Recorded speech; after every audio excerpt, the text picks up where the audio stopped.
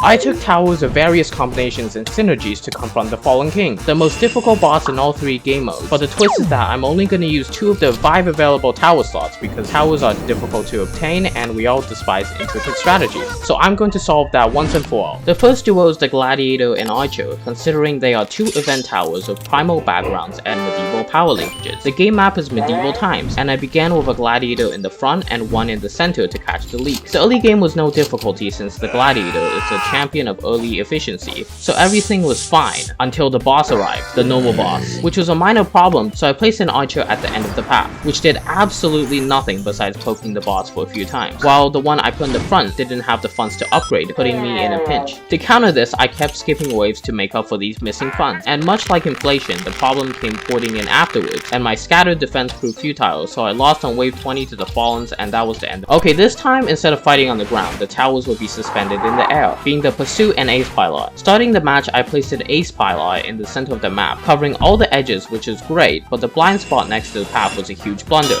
So I leaked until I got the ammo and bomb upgrade, which fortunately extended the time before death, allowing me to get a few more upgrades and a Pursuit to deal with the bosses. On wave 16, I got a level 4 Ace with many additional aircrafts and one more Pursuit, which solved all of my problems for a little while. Everything was going great, so I kept saving up money for the Pursuit. And yeah, turns out when wave 24 arrived, the hidden boss got unleashed and snuck past all of my defense when I wasn't looking, and when I did happen to notice, I placed an Ace Pilot with no hidden detection at all, so I lost.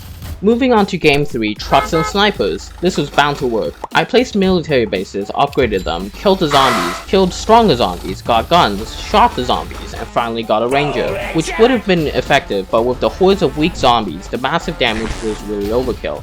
And honestly, the tower did less total damage than a level 2 scout, so when the sneaky speedy ones came by, I ran out of budget and succumbed. Okay, post-edit here, but clearly things have not been going well. All 3 of those strategies are meme-like, so obviously there hasn't been enough firepower or synergy, so I really gotta step it up somehow. Okay, now it's game 4 with the Militant Accelerator. This time it was serious. We have the Proud Soldiers armed with state-of-the-art assault rifles, and a secret weapon that's hidden away in private government bases. But in brutal honesty, this match was pure boredom. In fact, I didn't even get to use one of the towers because the Militant was such a money soak in exchange for his minimal firepower that barely killed a boss. To be fair, this map was short, so it wasn't entirely the Militant's fault, but eventually, like the other matches, I died on the same few waves that haunted me earlier.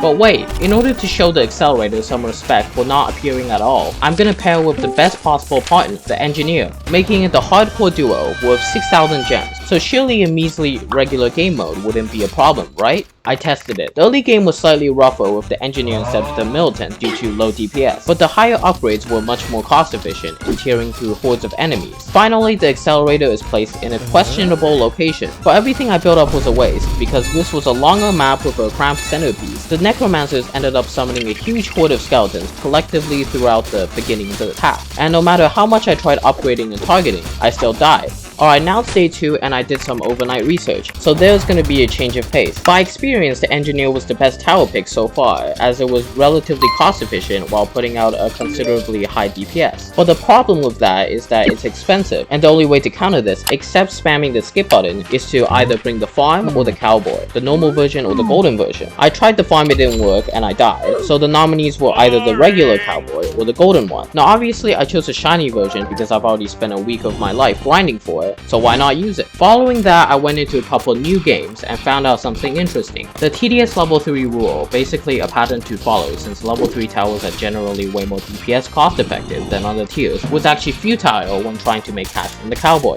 Since killing enemies too fast led to wasted cash, I decided to disregard that rule and spam level 2 cowboys instead, which is a questionable tactic that will likely anger TDS gurus. But in response to those people, the plan worked way better than any other attempt, seeing that having a lot more cowboys with lower DPS killed the bosses slower, making the game more dull and painful, but in exchange for that, it allowed me to chip enemies away for an abundance of cash. Continuing with that strategy, I spent the money on Engineers, which gave me a level 5 Engineer with War Sentry, strong enough to fight all of those annoyingly difficult minions from earlier, and even destroying the tank with the summoner boss. Wave 39 came as a shivering defense test, and I passed it easily, so following up with that, Wave 40 came. The Fallen King spawned for the first time and stomped, stunning all the cowboys, but thanks to the bubble shields on sentries, I still had a good DPS output which obliterated the Fallen Guardians, leaving the Fallen King alone. For the next 2 very tense minutes, I had to micro some of the towers to retarget the Titan, but due to the map's density, the engineer was able to cover the entire map, and just before the boss could enter the cave, it died, and that's how it ended. So it was proven, beating the Fallen game mode with 2 cowards is in fact possible as long as you have 2 of the hardest to obtain towers. So quit your 5 tower Fallen strategy guides, which are complicated and overstimulating, and use this simple-minded trick to win all of your future TDS games. Good luck grinding? Anyways, this took me hours of recording and editing, so if you could even consider subscribing or think about pressing the like button, that would help me out. Thank you for watching, and if you want to learn about the Scout, click on this video. Bye bye.